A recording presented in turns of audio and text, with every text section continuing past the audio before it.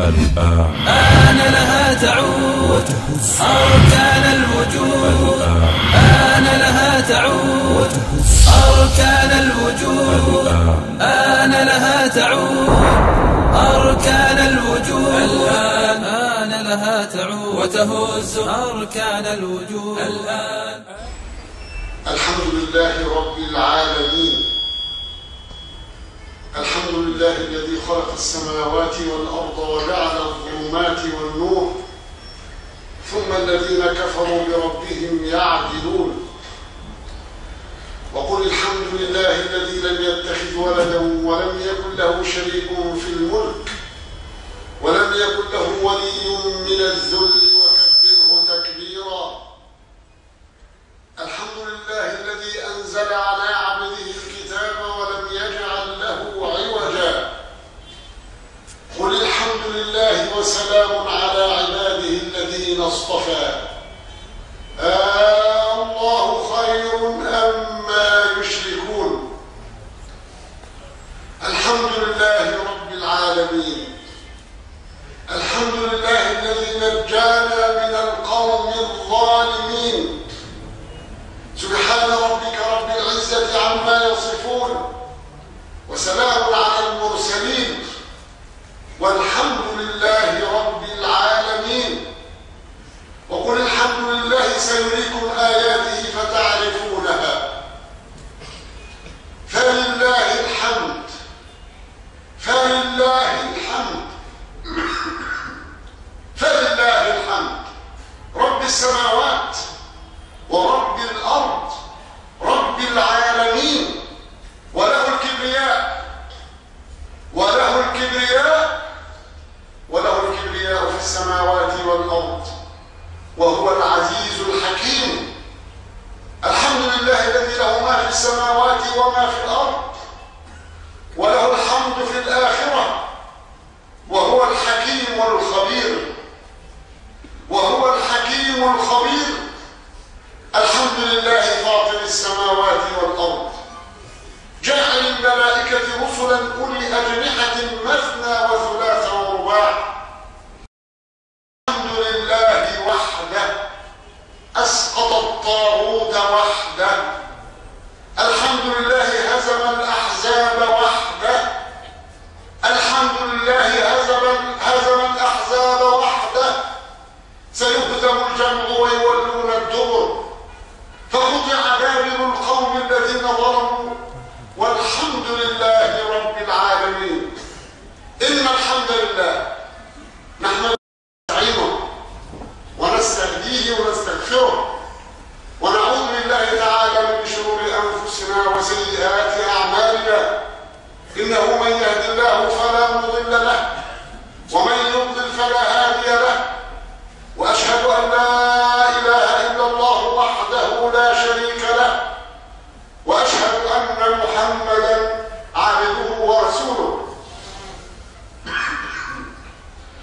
اللهم صل على محمد وعلى آل محمد كما صليت على إبراهيم وعلى آل إبراهيم، وبارك على محمد وعلى آل محمد كما باركت على إبراهيم وعلى آل إبراهيم في العالمين إنك حميد مجيد.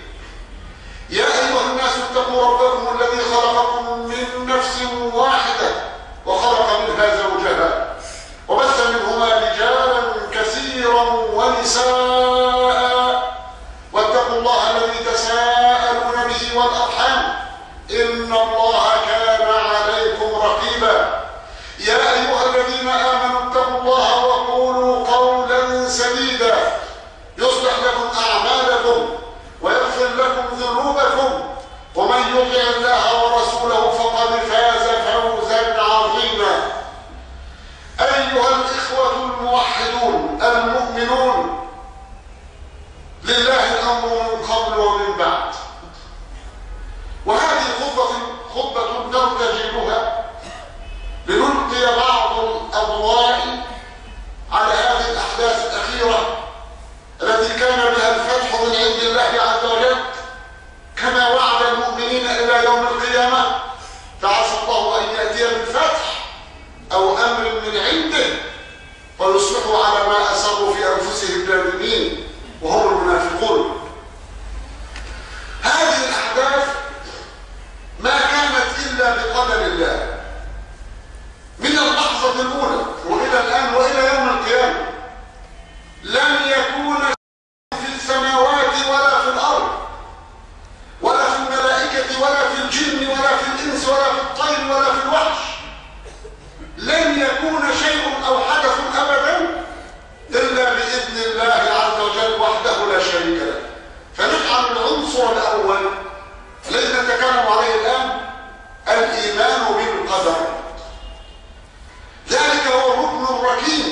في الإيمان، الإيمان بالقدر، ولقد أهمله الناس وترتب على ذلك بشائع وقعت من الأمة، جماعات وأفرادا، لأن الإيمان بالقدر عندهم ضعيف. فلعل الله عز وجل أن يفتح علينا وعليكم لنعود إلى الإيمان الحق، وهو الإيمان بالقدر. إنا كل شيء خلقناه بقدر، وكل شيء عنده بمقدار. كل كلمة تصدر من إنسان مخلوقة بقدر، كل حركة، كل همسة واحدة يخلقها بقدر، وأمر الله قدر مقدور. الإيمان بالقدر. لما أراد عبادة بن الصامت رضي الله عنه أن يعظ ولده قال: اعلم أنك لن تبلغ حقيقة العلم بالله حتى تؤمن بالقدر، حتى تؤمن بالقدر. وفي الحديث الصحيح أيضا: لو أن الله عذب أهل سماواته وأهل أرضه لعذبهم وهو غير ظالم لهم، لأنه ثابت لله هذا الوصف، لا يكون إلا عادلا رحيما رحمانا عز وجل، وصف ذات لازم له أبدا لا يفضل مثقال ذرة. لو أن الله عذب أهل سماواته وأهل أرضه لعذبهم وهو غير ظالم لهم، ولو رحمهم لكانت رحمته لهم خيرا من أعمالهم. ولو أنفقت مثل أحد ذهبا في سبيل الله، انظر، مثل أحد ذهب، هل تتصور من الذهب ما يكون مثل جبل أحد؟ لو أنفقت مثل أحد ذهبا في سبيل الله ما قبله الله منك. ليه؟ حتى تؤمن بالقدر، فتعلم أن ما أصابك لم يكن ليخطئك، وأن ما أخطأك لم يكن ليصيبك، وإن مت على غير ذلك لدخلت النار. أكثر الناس الآن أهملوا هذه القضية، الإيمان بالقدر. بل إذا صليت فهو بقدر، وإذا خشعت فهو بقدر، وإذا تكلمت فهو بقدر، وإذا رضيت فذلك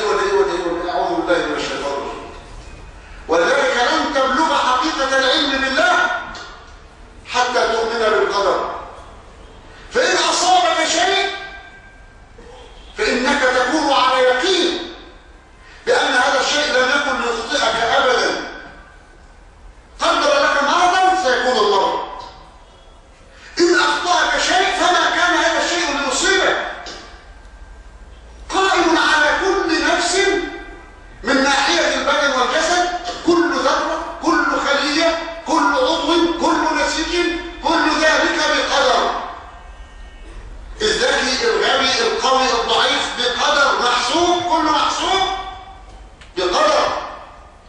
ثم قائمة كل نفس بما كسبت، بما كسبت تفعل الحسنة فتسير في الشارع وأنت لا تلتفت أين تسير أو ماشي، فيوفقك الله إلى صدقة لم تكن في حسابك أبدا، ذلك بقدر قائم على كل نفس بما كسبت.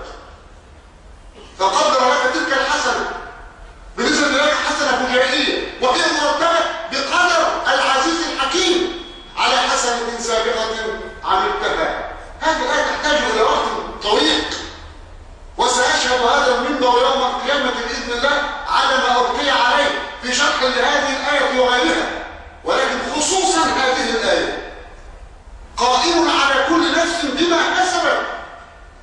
هو الذي يعطيك الخشوع في الصلاة لأنك استغفرت قبل الصلاة، لأنك صليت على النبي عليه الصلاة والسلام قبل الصلاة، لأنك تصدقت قبل الصلاة، لأنك تحملت أذى الناس قبل الصلاة، وهكذا. كل شيء عنده مقدار مرتب بالقدر، قائم على كل نفس بما كسبت بلا ظلم. ولذلك يعجب الله بعدها ويعجب من هؤلاء فيقول وجعلوا لله شركاء. شيء عجيب جدا مسألة الإيمان بالقدر.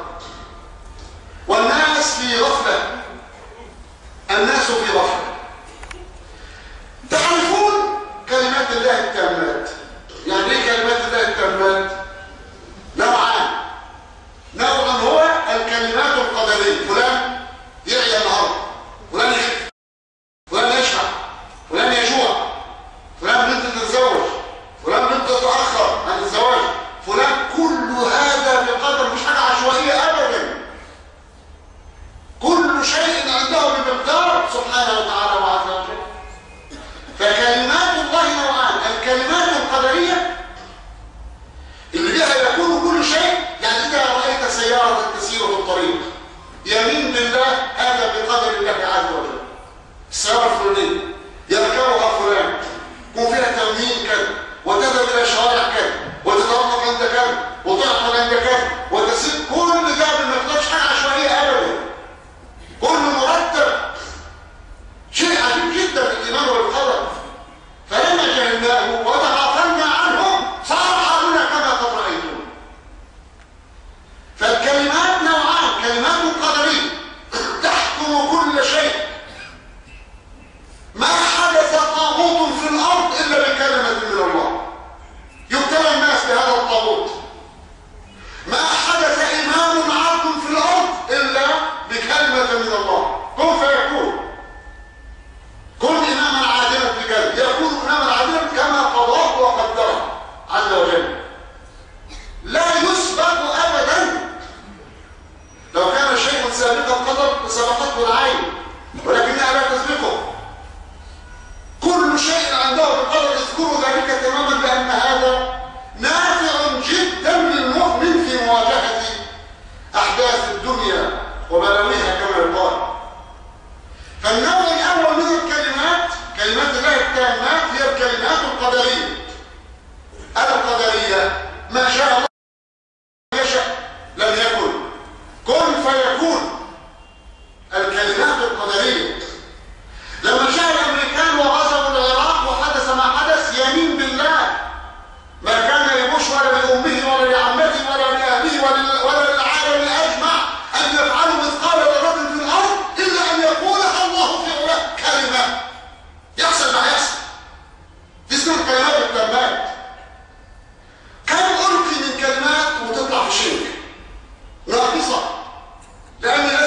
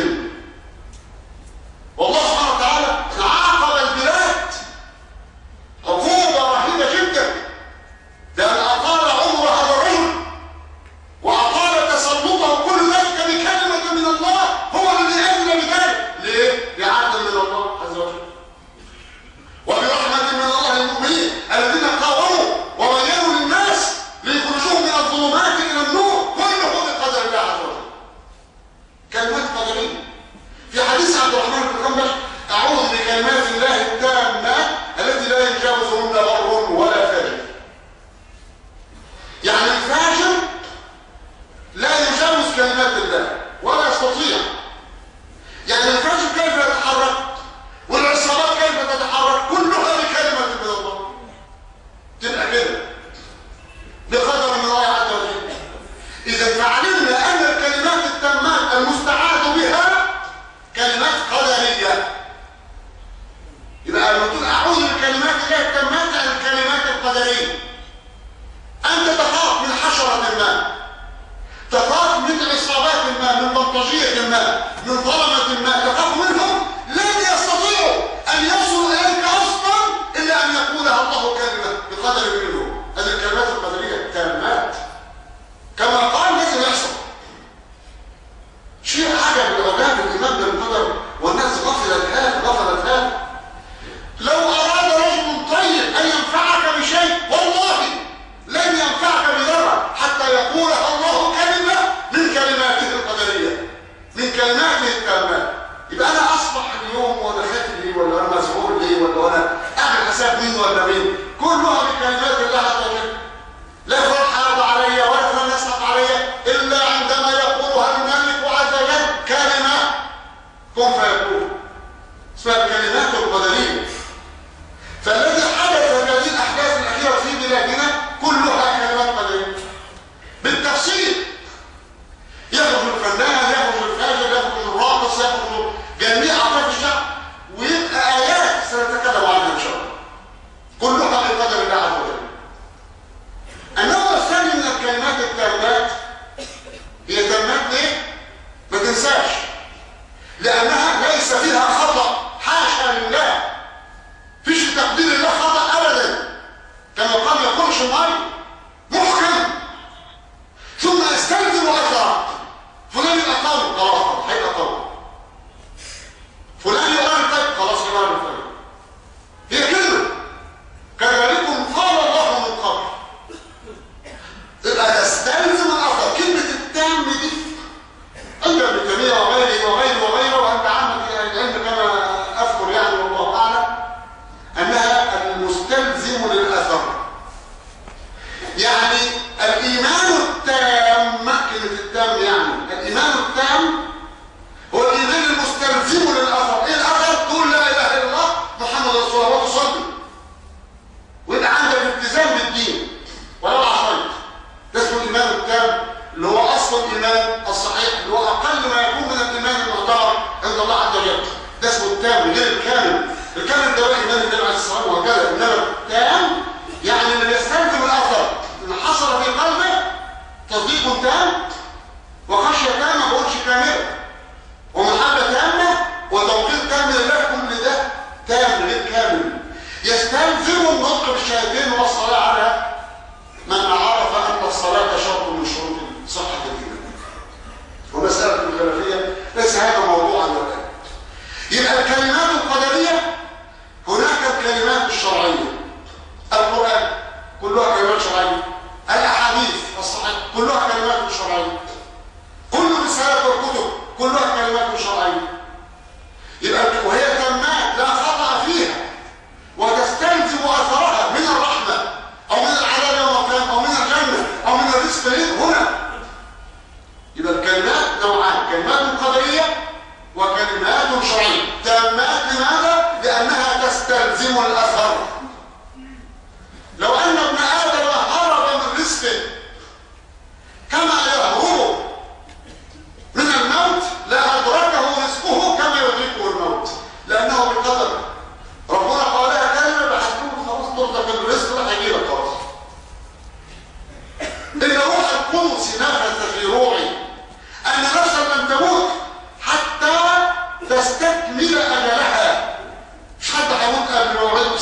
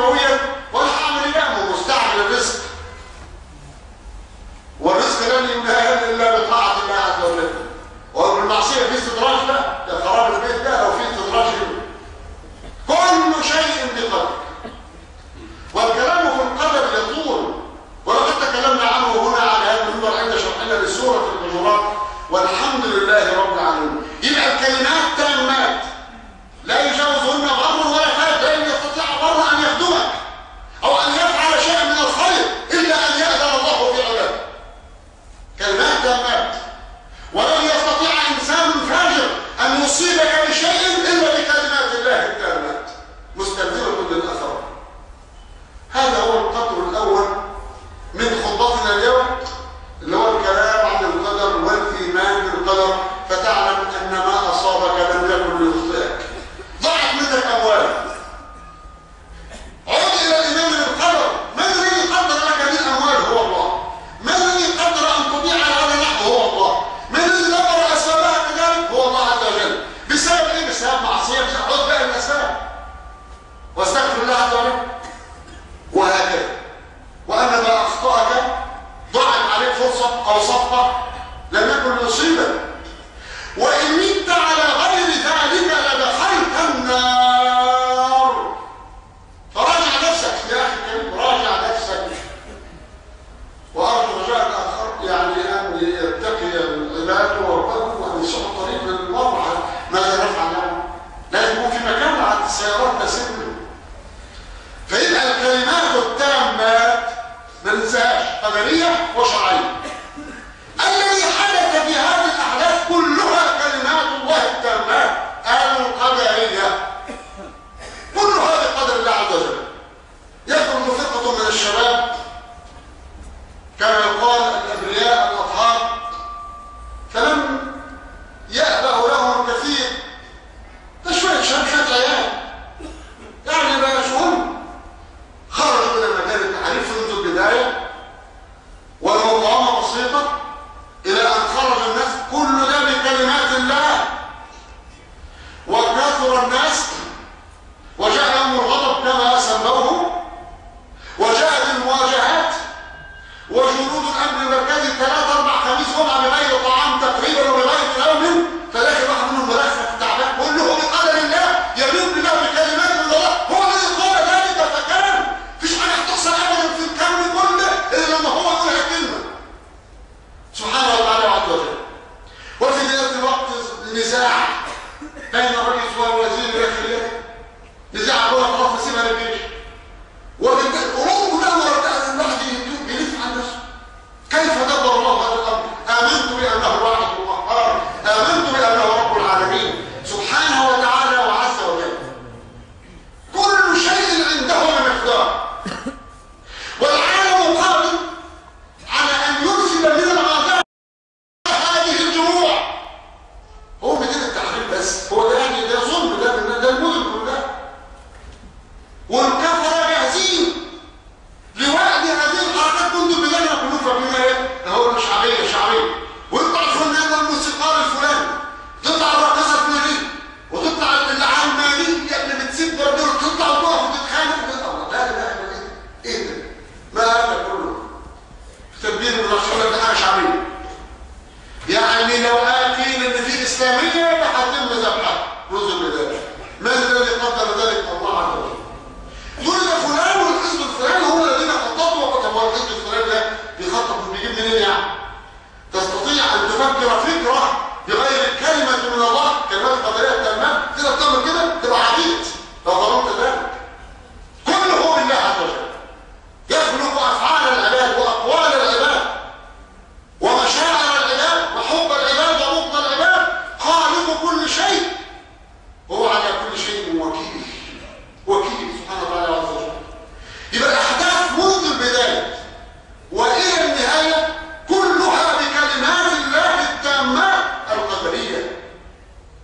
يعني شيء عجب. يعني هل يتصور أحد أن يخرج الناس الغلابة العزل فيطيحون بهذا الطاغوت الذي جثم على صدور البلاد والعباد وباع البلاد والعباد في سوق العبيد 30 سنة أو قرابة 30 سنة؟ هل صار واحد شوية ناس واقفين طالعين في الميدان؟ هل هذا يذهبه؟ الله وحده أسقط الطاغوت وحده، الله وحده أسقط النظام وحده، الله وحده هزم الأحزاب وحده، إذ لا يكون شيء أبدا في الأرض ولا في السماوات إلا بكلمة منه سبحانه وتعالى وعز وجل. طبعا تفاصيل الأحداث تعرفونها أكثر مني، يبقى كلها بقدر الله.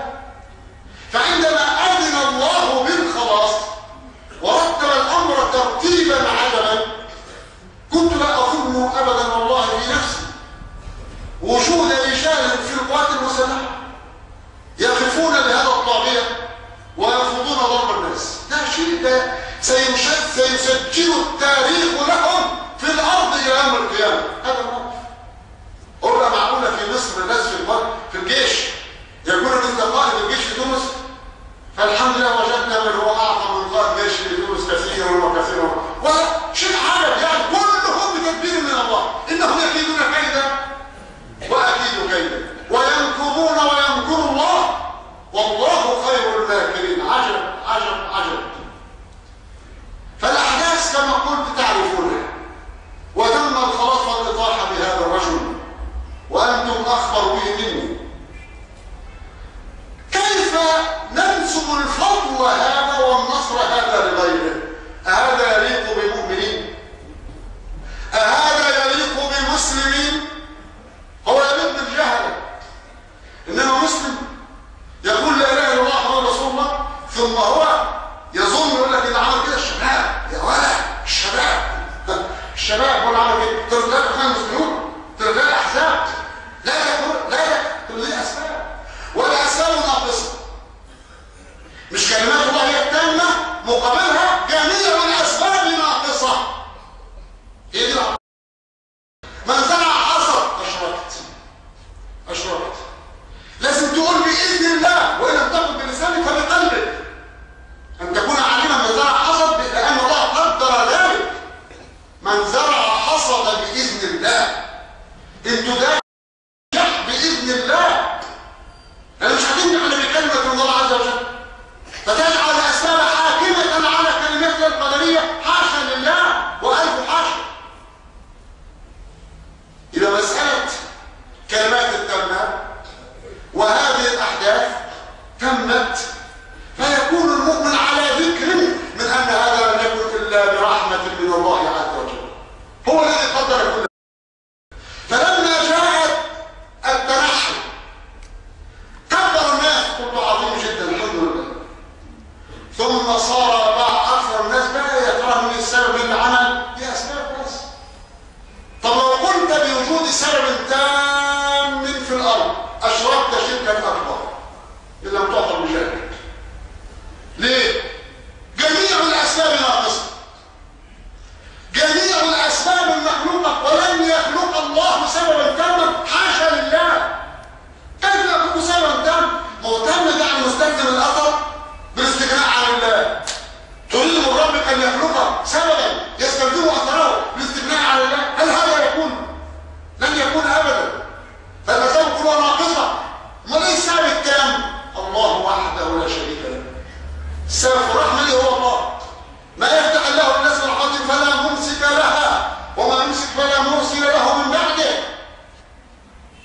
يبقى عندما جاء هذا الخبر وانزاح الطاغية وانزاح الكابوس كنت هناك، وطبعا يعني حس في نفسي جدا ان الناس لا يعرفون. فيعني طلبت من بعض الشباب ان يطوف بالميدان هاتفا وصارخا الله وحده اسقط النظام. وصار الناس يردون لو وقع الشرك النتيجه ايه؟ بس سيسلط عليك من هو اطغى واظلم منه لو اشركت. بقى نعمه الله عز في هذا تنسوها الى غيره. اين ذهب عقلك؟ طب مين قال كان الله الذي قال هذا؟ ومن يشرك بالله فكانما خر يعني نزل مقلوبا فلا يملك تحكما في نفسه ابدا من السماء فتخطفه الطير او تهوي به الريح في مكان سحيق. يبقى الامر شرع جدا. الله يحدث لنا كل هذا ويمن على الناس بكل هذا ثم ننسب الفضل لغيره للاسباب. اسباب ايه؟ الاسباب يقدر الله. الله يقدر الشيء ويقدر له اسبابه هو وحده عز وجل. هو ده التوحيد. فكان من المهم جدا ان ابين واركز على هذا الموضوع. تقول لما تاخر الفتح من الله عز وجل؟ فعسى الله ان ياتي بالفتح الامر من عنده. تقول لما تاخر 30 سنه والدعاء ايه؟ وفي الكعبه وفي مناسك الحج وفي الصيام وفي العقد وفي الاوقات اللي هي الحريه باجابه الدعاء. طب لما تاخر هذه الفضل؟ هذا الفضل لما تاخرت الاجابه؟ اقول لك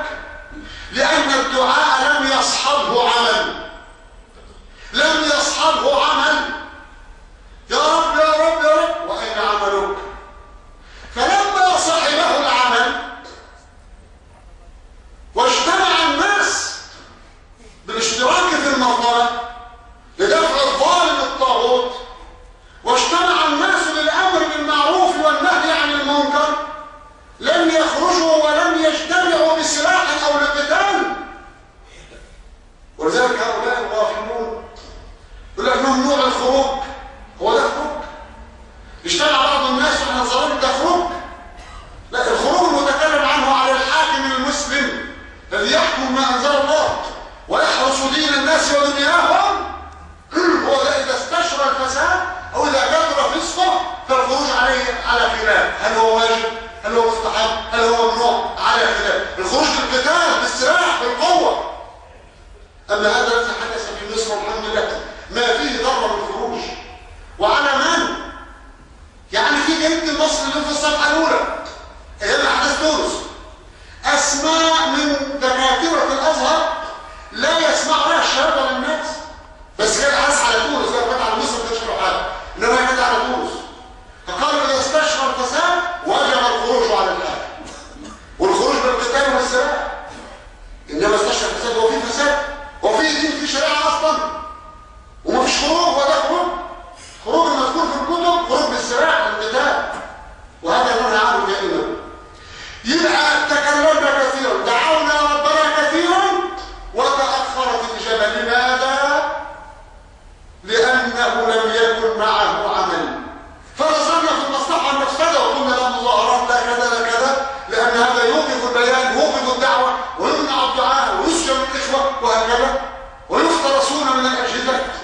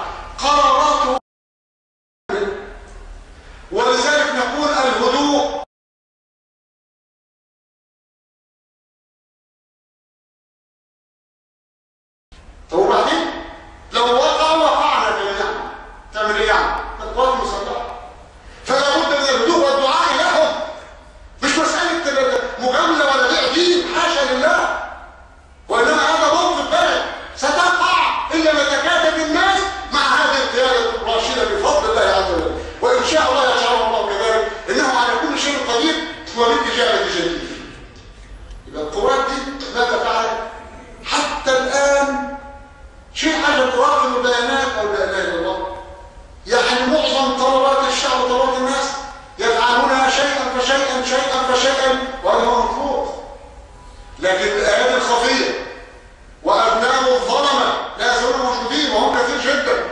الظالم دائرته صغيرة، الملك الصغير، وبعد دائرة تسعة، وكل طمعان للمليارات، ملايين، مليون يعني أغنى بحاجة صغيرة. والدائرة تكبر وهكذا كثيرون، فيحاولون أن يجيبوا الناس.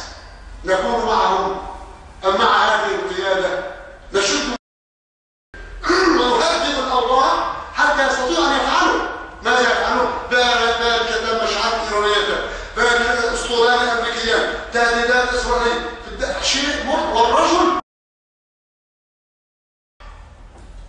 والرجل هزم البلاد والعباد ونهب البلاد وترك الديار بلاء. لكن نعرف أن كل ذلك بقدر من الله وبكلمات من الله، فلا بد أن نقف مع هذه القيادة بالدعاء على الأقل. نسمع ونطيع ما لم يؤمر بمعصية، ما من شيء نرجوه إلا